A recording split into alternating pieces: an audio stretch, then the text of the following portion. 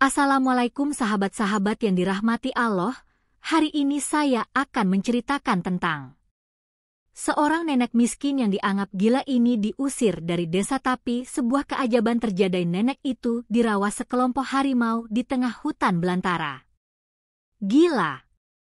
Nenek ini diusir dari desa, tapi malah dirawat oleh harimau liar. Semua orang menganggapnya gila. Nenek tua yang hidup sebatang kara di ujung desa. Dia bicara sendiri, pakaiannya lusuh, dan tiap malam terdengar suara aneh dari gubuknya. Warga resah. Mereka takut. Akhirnya, nenek itu diusir, ditendang dari tanah kelahirannya sendiri. Ia berjalan tanpa arah. Masuk ke dalam hutan belantara, tempat manusia bahkan takut melangkah. Tapi di sanalah sesuatu yang tak masuk akal terjadi. Seekor harimau muncul. Bukan untuk menerkam, tapi mendekat dan menjilati luka di kaki sang nenek. Tak lama, 3 harimau lain ikut datang. Dan semuanya mengelilingi nenek itu, seolah melindunginya. Apa yang sebenarnya terjadi? Siapa nenek ini sesungguhnya? Dan kenapa binatang buas tunduk di hadapannya? Kamu nggak akan percaya apa yang ditemukan warga ketika mereka nekat mencarinya kembali. Tonton sampai habis. Cerita ini bukan sekadar keajaiban, tapi juga tamparan keras untuk manusia yang terlalu cepat menghakimi.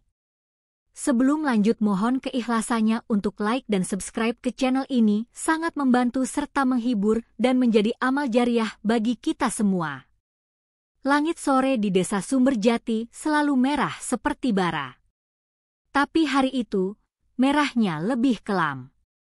Bukan karena cuaca, melainkan karena amarah penduduk yang tak lagi bisa menahan bisik-bisik kebencian mereka. Di tengah lapangan tanah yang retak-retak, berdiri seorang nenek tua dengan rambut putih acak-acakan, pakaian compang-camping, dan kaki telanjang yang penuh luka. Namanya Nenek Raminah. Usianya sudah melewati angka 70, tapi tubuhnya masih bisa berdiri walau gemetar seperti daun kering tertiup angin. Dia membawa sial, teriak seorang ibu muda sambil memeluk anaknya. Semalam aku lihat dia bicara sendiri di kuburan belakang, sahut lelaki berpeci yang matanya selalu curiga. Sudah cukup. Kepala dusun maju, matanya tajam menatap Raminah. Kau tidak lagi diterima di desa ini. Pergilah, sebelum sesuatu yang lebih buruk terjadi. Raminah tidak melawan. Bahkan tak satu pun kata keluar dari mulutnya. Matanya kosong. Tangannya gemetar memegang karung lusuh berisi sisa roti basi dan selendang tua. Ia hanya menunduk, lalu melangkah. Perlahan. Melewati barisan warga yang memandang dengan jijik, menghindar seolah ia membawa wabah. Langkahnya menuju arah yang tak pernah dilalui siapapun, hutan ranca ijo, belantara pekat yang dikenal sebagai wilayah angker dan tempat tinggal binatang buas.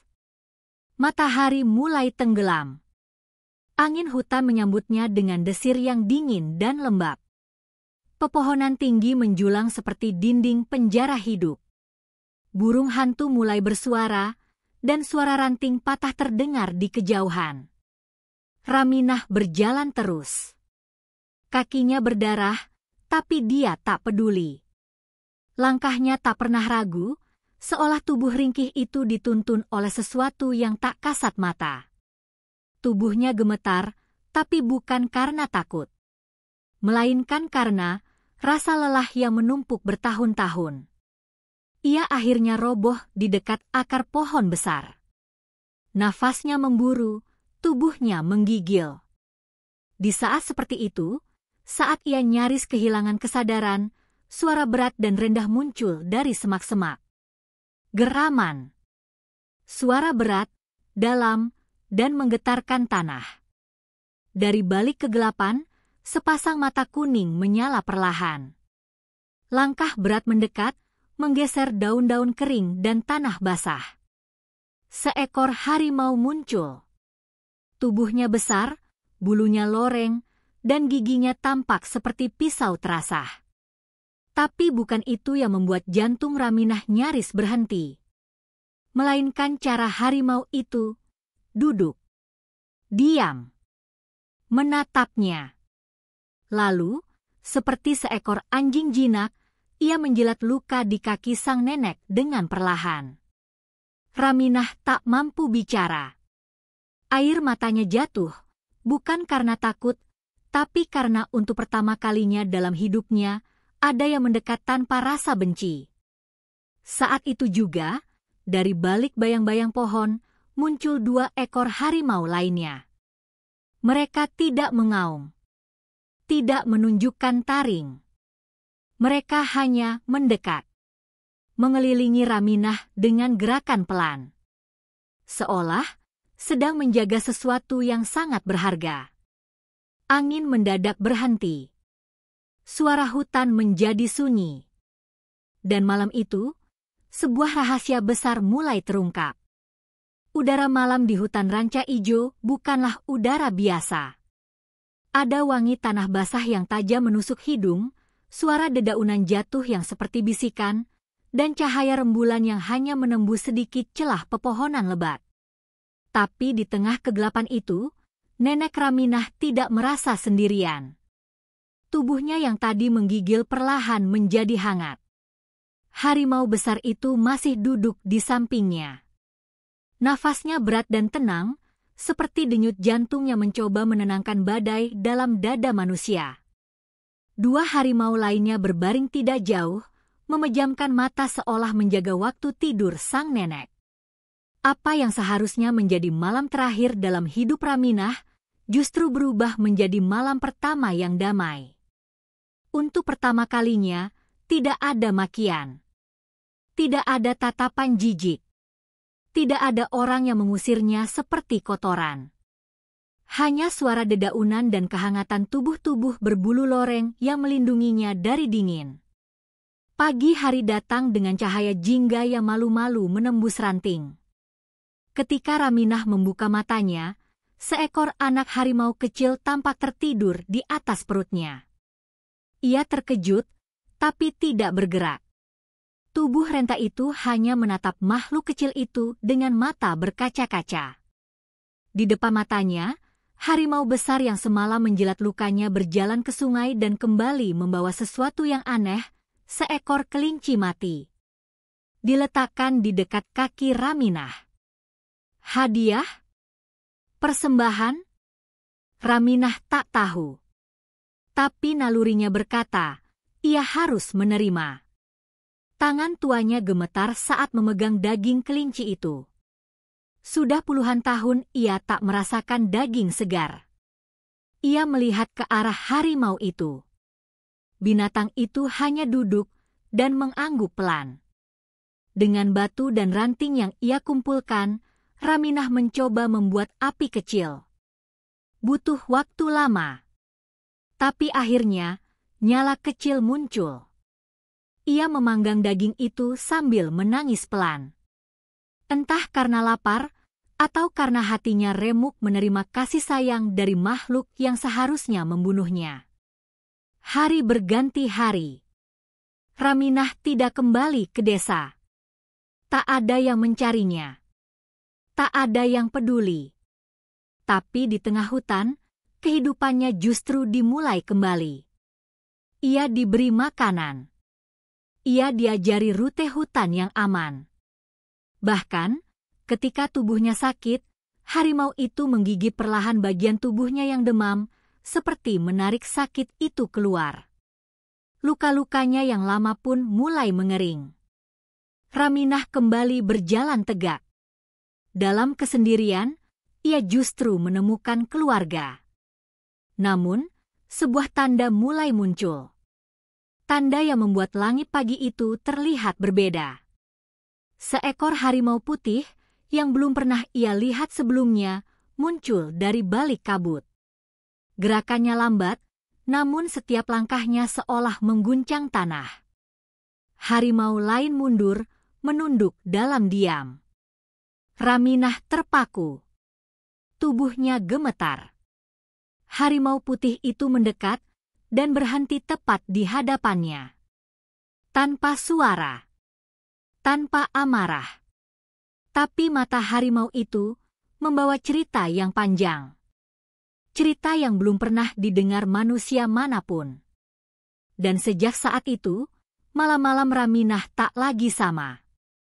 Pagi itu, kabut turun lebih tebal dari biasanya. Hutan ranca ijo berubah menjadi lautan asap dingin yang menelan suara dan bayangan. Tapi di tengah sunyi yang menusuk itu, tatapan seekor harimau putih membuat dada nenek Raminah sesak. Tubuh harimau itu besar, tapi tidak seperti yang lain. Bulu putihnya bersih, matanya keperakan seperti cahaya bulan, dan langkahnya terasa seperti mimpi. Harimau-harimau loreng yang selama ini menemaninya hanya duduk jauh di belakang, diam tak bergerak, seolah tahu bahwa sosok ini bukan binatang biasa. Raminah berdiri pelan. Kakinya masih sakit, tapi ia mencoba tegak. Entah kenapa, tubuh tuanya seperti tahu, ia tak boleh menunjukkan rasa takut di hadapan makhluk ini. Dan benar saja. Harimau putih itu mendekat pelan, lalu menundukkan kepala. Ia menjilat telapak tangan kanan Raminah, lama, dalam-dalam, seolah membaca sesuatu dari kulit keriput itu. Lalu sesuatu yang tak masuk akal terjadi. Raminah melihat bayangan. Tapi bukan di langit. Bukan di air. Bayangan itu muncul di matanya sendiri. Seorang perempuan muda, wajahnya bersih, memakai selendang merah. Ia tersenyum sambil menari di tengah lingkaran harimau. Suaranya lirih, melantunkan doa-doa lama yang hanya dikenal oleh para penjaga rimba. Gambaran itu terus berputar. Wajah perempuan itu adalah dirinya. Tapi di masa muda. Di masa sebelum semuanya hancur. Sebelum anaknya mati. Sebelum suaminya pergi. Sebelum ia dicap gila oleh desa dan dibuang seperti bangkai. Napasnya memburu. Jantungnya berdebar. Tapi tidak karena takut, melainkan karena ingatan yang selama ini ia kubur dalam-dalam, tiba-tiba terbuka begitu saja. Ia pernah ke hutan ini puluhan tahun lalu. Bersama ibunya. Mereka tidak sekadar berjalan-jalan. Mereka melakukan sesuatu. "Mak, aku pernah ke sini." Bisiknya lirih. Harimau putih itu menjilat tangannya sekali lagi. Lalu berbalik, melangkah masuk ke semak belukar. Tapi sebelum lenyap, ia menoleh sekali, dan dari sorot matanya, Raminah tahu ia disuruh mengikuti. Dengan langkah gemetar, ia melangkah pelan. Melewati akar-akar besar, ranting patah, dan batang pohon tua. Kabut kian menipis, seiring tubuhnya semakin masuk ke jantung hutan yang belum pernah dijamah siapapun. Sampai akhirnya ia tiba di sebuah cekungan tanah lebar, dan di sanalah ia melihatnya. Sebuah lingkaran batu, tertutup lumut hijau, dengan ukiran aneh yang nyaris hilang dimakan waktu. Di tengahnya, ada pohon kecil yang tumbuh menyendiri. Daunnya keemasan. Di bawahnya, tergolek sesuatu yang membuat lutut Raminah lemas. Selendang merah. Selendang yang persis seperti milik ibunya. Masih utuh. Masih harum. Ia mendekat, memeluk selendang itu, dan menangis seperti anak kecil. Suara gemerisik datang dari segala arah. Harimau-harimau loreng muncul satu persatu, membentuk lingkaran. Mereka duduk. Diam. Mata mereka memandang ke arah langit. Dan saat itu juga, seekor burung hitam melintas cepat di atas kepala Raminah, menjatuhkan sesuatu kecil dan bulat di dekat kakinya. Batu. Tapi bukan batu biasa. Ada ukiran di dalamnya. Ukiran wajahnya sendiri. Nenek Raminah memandangi batu kecil itu dengan mata membelalak. Tangannya gemetar saat mengangkatnya, jari-jarinya menyusuri setiap garis ukiran yang menghiasi permukaannya. Meski samar, tak salah lagi, wajah di batu itu adalah dirinya. Tapi bukan wajahnya yang sekarang. Wajah itu muda, bersinar, dengan mata tajam penuh semangat hidup. Di bagian belakang batu, tertulis huruf-huruf kuno yang membuat bulu kuduknya berdiri. Ia tak bisa membacanya, tapi hatinya seperti mengenal arti dari setiap lekuk tulisan itu. Harimau putih mendekap tubuh tuanya dari samping. Kehangatan bulu binatang itu membuat Raminah tak merasa sendiri lagi. Ia duduk perlahan, menatap selendang merah dan batu kecil itu seolah keduanya menyimpan potongan hidup yang hilang dari ingatannya selama puluhan tahun. Lalu ia melihat ke sekitar. Lingkaran batu besar yang tadi terlihat usang, perlahan berubah warna. Lumut-lumut yang menutupi permukaannya mengelupas sendiri. Ukiran-ukiran di batu itu menyala lemah, seperti bara yang hidup di bawah kulit bumi. Cahaya kekuningan membentuk pola melingkar, mengarah ke tengah pohon kecil dengan daun emas yang kini berkilau lebih terang dari sebelumnya. Ingatan menghantamnya seperti banjir bandang. Ia teringat suara ibunya, pelan dan penuh getar, yang dulu membisikkan doa-doa di tempat ini. Ia teringat dirinya menari di bawah bulan, bersama harimau-harimau kecil yang kala itu belum tumbuh menjadi raksasa penjaga. Ia ingat semua, bahwa dirinya bukan sekadar wanita desa biasa. Ia adalah keturunan terakhir dari penjaga hutan Ranca Ijo. Perempuan-perempuan di garis keturunannya ditugaskan menjaga batas antara manusia dan rimba, menjaga keseimbangan antara dunia yang tampak dan dunia yang tak terlihat. Tapi semuanya hancur saat ibunya dibakar hidup-hidup oleh warga desa. Mereka menyebut ibunya dukun sesat. Mereka menyebut Raminah anak setan. Dan sejak hari itu, semua kenangan dikubur dalam-dalam hingga ia lupa siapa dirinya. Tangis meledak dari dalam dada Raminah. Bukan karena takut, tapi karena penyesalan. Ia membiarkan dirinya dilupakan, disiksa, dan dibuang, padahal darah dalam tubuhnya menyimpan sesuatu yang jauh lebih besar dari rasa malu dan hina. Harimau putih itu mengangkat kepala, mengaum pelan. Tak lama kemudian, seluruh hutan bergema. Harimau-harimau loreng membalas dengan suara rendah yang menghentakkan dada. Langit di atas cekungan berubah warna. Awan bergulung perlahan, membuka celah bagi cahaya mentari yang jatuh lurus ke tengah lingkaran batu. Daun pohon emas itu bergetar, lalu satu persatu jatuh ke tanah, mengelilingi tubuh Raminah. Satu daun jatuh ke tangannya. Begitu disentuh, daun itu meleleh seperti air hangat, menyerap ke dalam kulitnya. Tubuhnya gemetar hebat. Matanya menutup. Nafasnya memburu. Dan saat ia membuka mata, dunia di sekelilingnya tak lagi sama. Ia bisa mendengar bisikan tanah. Ia bisa melihat arah angin. Ia bisa merasakan detak jantung makhluk-makhluk di sekitarnya. Kekuatan itu kembali. Tapi bersamaan dengan itu, datang pula rasa sakit lama yang selama ini disimpan hutan. Rasa sakit dari ratusan tahun pengkhianatan, pembakaran, pembantaian, dan keserakahan manusia. Raminah mengerti. Ia tidak dipanggil kembali hanya untuk diingat, tapi untuk melakukan sesuatu yang jauh lebih besar. Dan waktu untuk itu sudah sangat dekat. Malam kembali menyelimuti Ranca Ijo. Tapi kali ini langitnya tidak gelap.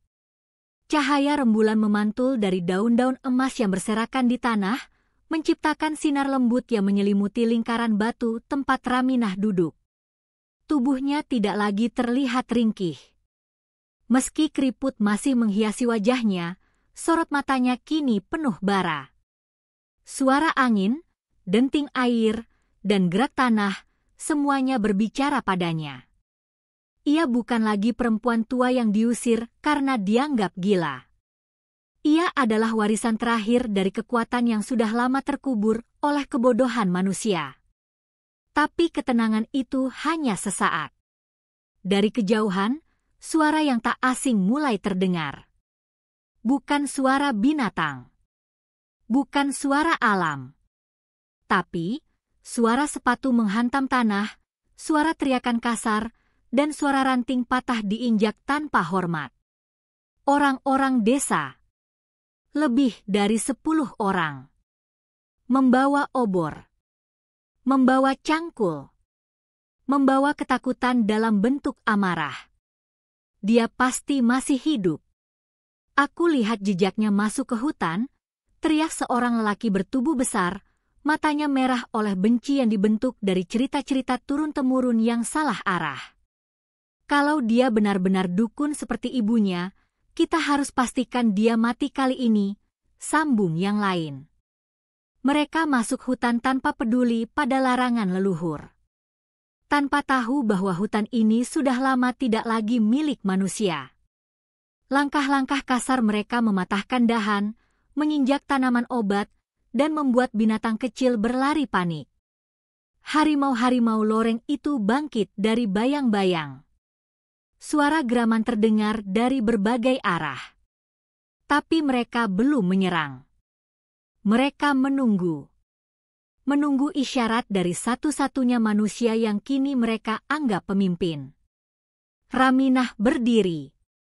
Selendang merah tergulung rapi di pinggangnya. Batu kecil bergambar wajahnya tergenggam erat.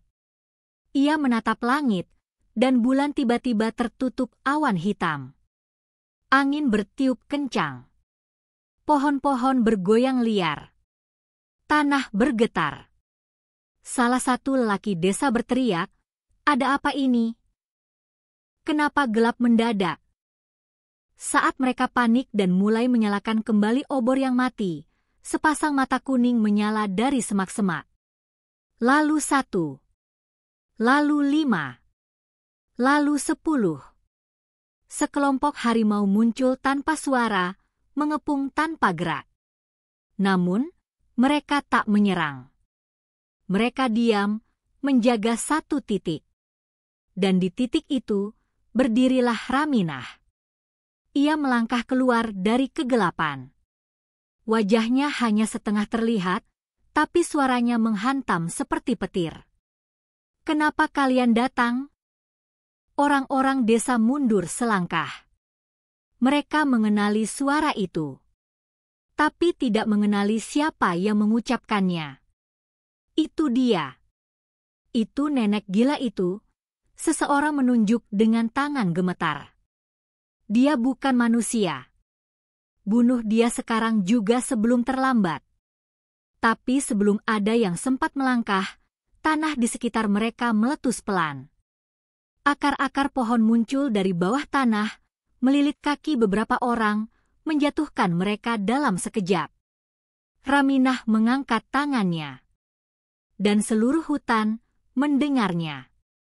"Aku tidak datang untuk membalas," ucapnya lirih, tapi suara itu terdengar hingga ke ujung pohon tertinggi. "Tapi aku juga tidak akan tinggal diam jika hutan ini kembali dilukai." Tiba-tiba dari balik pepohonan, terdengar raungan panjang. Raungan yang berbeda. Lebih dalam. Lebih tua. Suara itu bukan dari dunia ini. Orang-orang desa mulai panik. Mereka berlarian, menabrak satu sama lain, tersandung akar, menjerit dalam ketakutan yang tak bisa mereka jelaskan. Tapi di balik semua itu, Raminah tetap berdiri. Harimau putih muncul di sampingnya. Tak menyentuh. Tak mengganggu. Hanya menemani. Karena malam itu, dunia manusia dan dunia hutan akhirnya bertemu kembali. dan pertemuan itu tidak akan berakhir damai. Angin malam menjerit. Pohon-pohon besar di ranca ijo meliuk seperti tubuh makhluk hidup yang terluka. Asap putih menyelinap dari celah-celah akar, membentuk wajah-wajah samar yang menangis dalam diam. Di tengah kekacauan itu, tubuh-tubuh manusia berjatuhan. Bukan karena diserang binatang, tapi oleh rasa takut yang tak bisa mereka pahami. Beberapa berteriak menyebut nama Allah, lainnya menangis, menyebut ibu mereka sambil memeluk tanah. Namun tidak semua dari mereka lari. Satu lelaki bertubuh kurus, dengan bekas luka bakar di wajahnya, berdiri di hadapan Raminah. Matanya tajam, tangannya menggenggam parang besar yang bergetar di antara jemarinya. Kau pikir kami akan takut pada nenek busuk sepertimu? Semua ini cuma tipuan dukun. Harimau itu cuma binatang. Bisa mati, teriaknya sambil mengangkat senjata. Namun sebelum parang itu turun, seekor harimau loreng meloncat dari belakang, menerkam lelaki itu dan menjatuhkannya ke tanah. Tapi tidak membunuh. Hanya menahan. Menerkam tanpa mencabik, seolah tahu siapa yang patut diberi kesempatan kedua dan siapa yang tidak. Raminah berjalan pelan. Ia berjongkok di hadapan lelaki itu. Wajah mereka hanya dipisahkan napas dan keringat. Kau tahu siapa aku? Bisiknya. Lelaki itu diam. Tubuhnya gemetar. Tapi matanya masih melawan. Aku Raminah.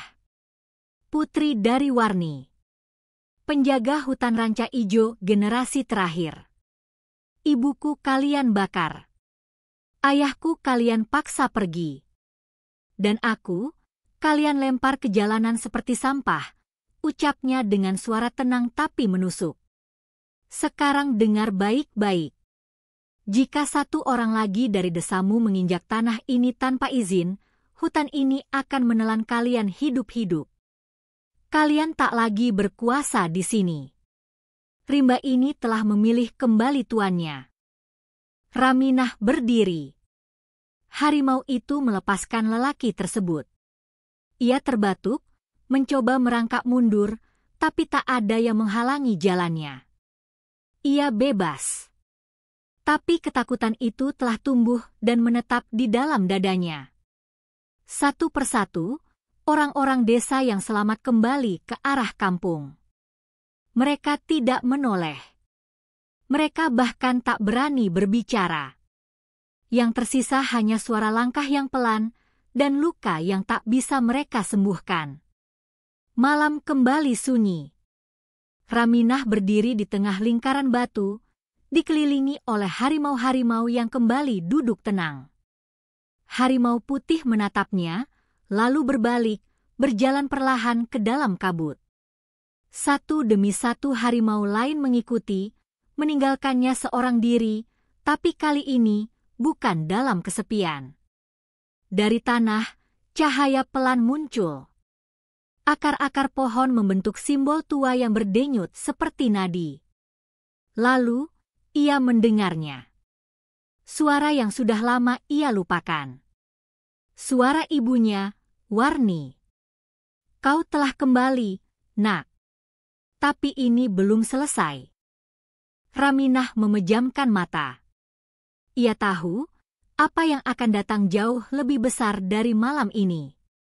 3 hari setelah malam itu, desa Karang Lebar berubah. Rumah-rumah yang dulunya ramai dengan suara bergosip kini sunyi. Tak ada lagi anak-anak bermain di jalan, tak ada ibu-ibu menjemur pakaian sambil tertawa. Yang tersisa hanyalah pintu-pintu tertutup rapat dan mata-mata curiga dari balik celah jendela. Warga tak berani menyebut nama Raminah. Bahkan bisik-bisik tentangnya seakan membawa kutukan. Lelaki yang diserang harimau itu kini terbaring di rumahnya. Parangnya tergantung tak berdaya di dinding, sementara tubuhnya menggigil seperti orang yang melihat neraka. Namun, di satu sudut desa, seseorang justru menyalakan kembali dendam lama. Namanya Lasmi. Ia adalah menantu kepala desa yang dulu memimpin pembakaran Ibu Raminah. Usianya belum tua, tapi wajahnya keras seperti batu karang. Dialah yang dulu paling lantang menyebut keluarga Warni sebagai pembawa sial, sebagai akar dari semua kemalangan desa. Dan kini, ia tak terima. Ia tak rela desa tunduk pada ketakutan. Mereka cuma binatang. Dan perempuan tua itu hanya manusia biasa, geramnya sambil menggebrak meja. Kalau kita diam, kita akan dikuasai dukun lagi. Seperti dulu. Ia mengumpulkan orang-orang yang masih punya nyali. Membagikan uang, berjanji akan memberikan tanah lebih luas, hasil panen lebih banyak, asal satu hal, mereka harus melenyapkan Raminah. Bukan hanya dari hutan, tapi dari dunia.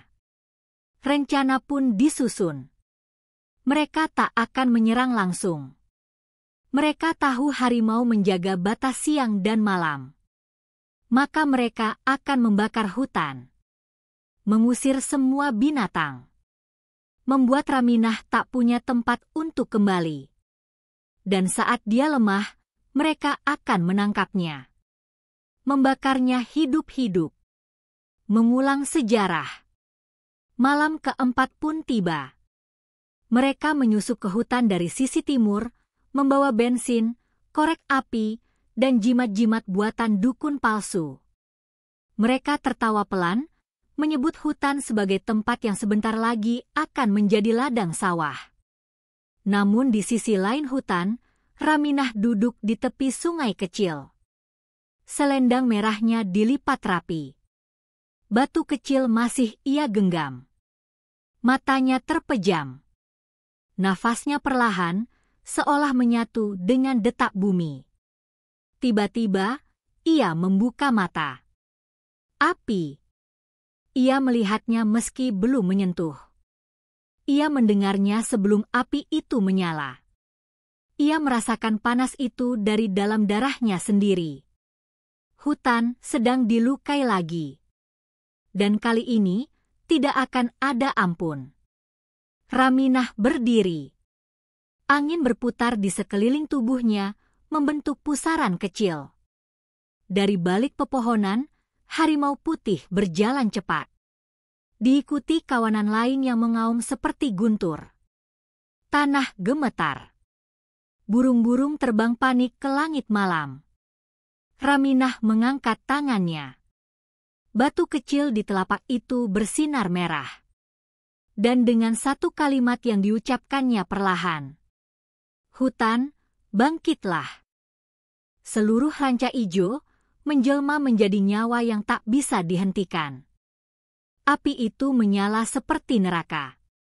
Satu botol bensin dilempar ke akar kering, dan dalam hitungan detik, nyala merah menyusup di antara daun, ranting, dan ilalang. Lasmi berdiri di pinggir batas hutan, tertawa puas. Wajahnya memerah karena pantulan kobaran api, tapi matanya lebih panas dari bara. Biar habis sekalian, teriaknya. Biar semua rahasia hutan ini mati bersama nenek gila itu.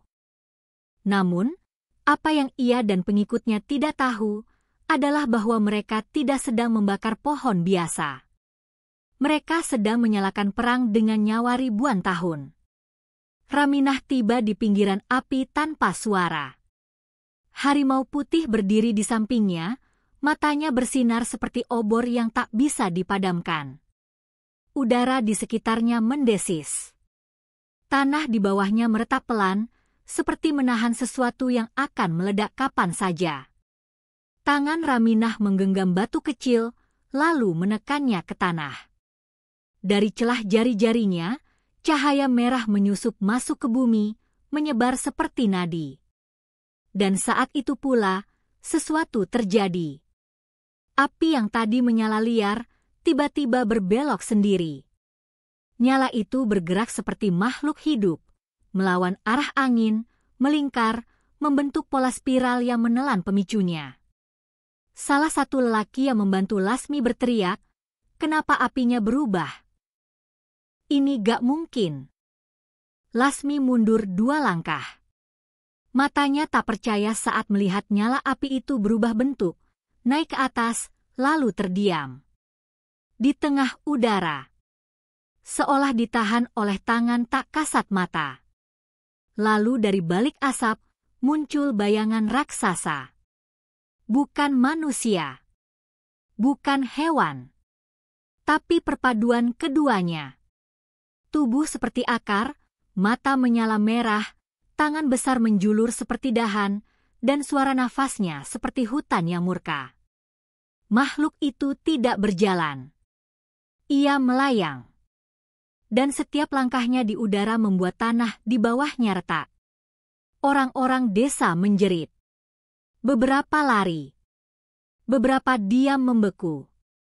Tapi tak ada yang bisa melarikan diri cukup jauh dari tatapan makhluk itu.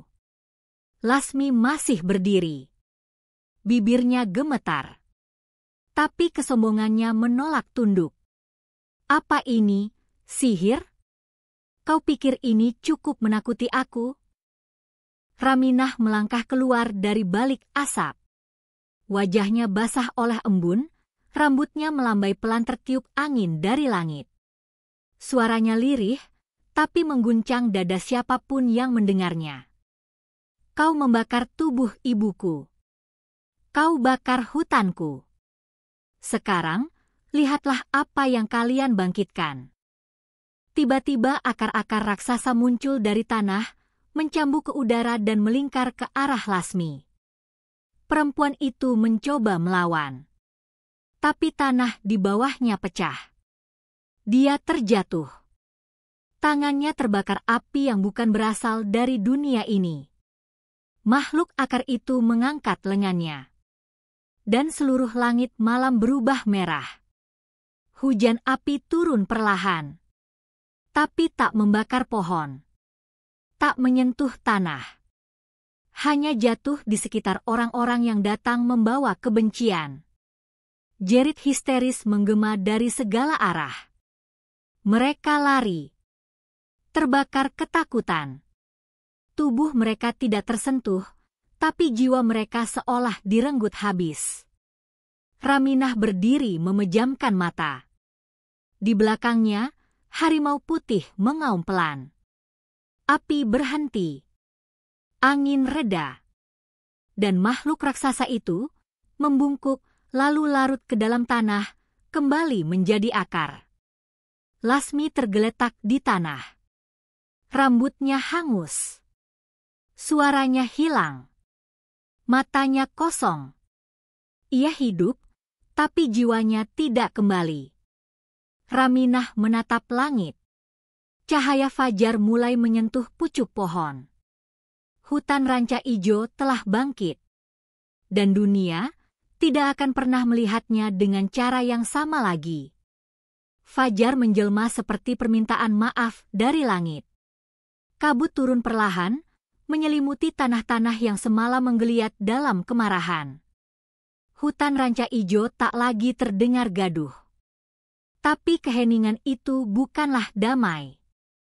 Itu adalah tanda bahwa semuanya telah berubah. Raminah berdiri di atas sebuah batu besar di tengah hutan. Batu itu dulunya dipakai ibunya sebagai tempat menumbuk akar dan rempah, juga tempat mengadu kepada tanah saat fitnah mulai menyebar. Kini, ia kembali berdiri di sana, bukan sebagai anak dari Warni, bukan pula sebagai perempuan tua yang pernah diusir, tapi sebagai penjaga baru yang telah ditunjuk oleh Rimba sendiri. Harimau putih itu tak lagi terlihat. Ia telah kembali ke dalam tanah, menjadi satu dengan kekuatan yang selama ini menjaga keseimbangan. Dari arah desa, beberapa orang datang dengan kepala tertunduk. Di antara mereka, terlihat Pak Lurah yang kini jalannya tertatih, rambutnya memutih, dan wajahnya ditelan rasa bersalah. Ia membawa kendi air dan selembar kain putih. Lambang penyesalan, lambang takluk kepada alam. Mereka tidak berani berbicara. Raminah menatap mereka dari jauh, lalu menunduk pelan. Ia tahu, mereka bukan datang untuk menebus. Karena tidak ada yang bisa menebus darah dan luka yang diwariskan. Mereka hanya ingin bertahan. Agar desa mereka tidak dilenyapkan oleh murka yang mereka bangunkan sendiri. Tanah ini bukan milik siapa-siapa. Tidak milik kalian. Tidak juga milikku, ucap Raminah dengan tenang. Tapi selama kalian menginjaknya tanpa rasa hormat, maka tanah ini akan kembali menelan kalian. Pak Lurah mengangguk, air matanya menetes. Ia letakkan kendi itu di atas batu, lalu mundur tanpa membelakangi Raminah. Warga lain ikut menunduk, lalu perlahan-lahan kembali menyusuri jalan pulang. Dan untuk pertama kalinya, mereka melewati batas hutan tanpa berani meludah, memaki, atau membanting ranting. Mereka pulang dalam diam. Raminah lalu memejamkan mata. Hutan di belakangnya berbisik. Angin menyapu rambutnya pelan. Burung-burung kecil mulai berkicau. Di kejauhan, seekor rusa muncul dari balik semak, berjalan mendekat dengan langkah ringan.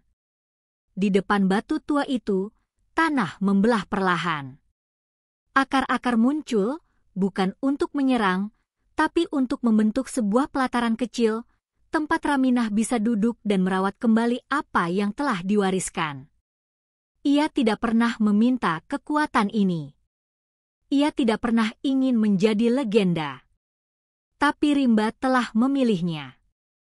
Dan Raminah tahu, selama tanah ini bernapas, selama daun masih tumbuh di atas ranting, selama angin masih menyusup di antara akar, maka darahnya akan menjadi bagian dari keseimbangan yang tak bisa diganggu lagi.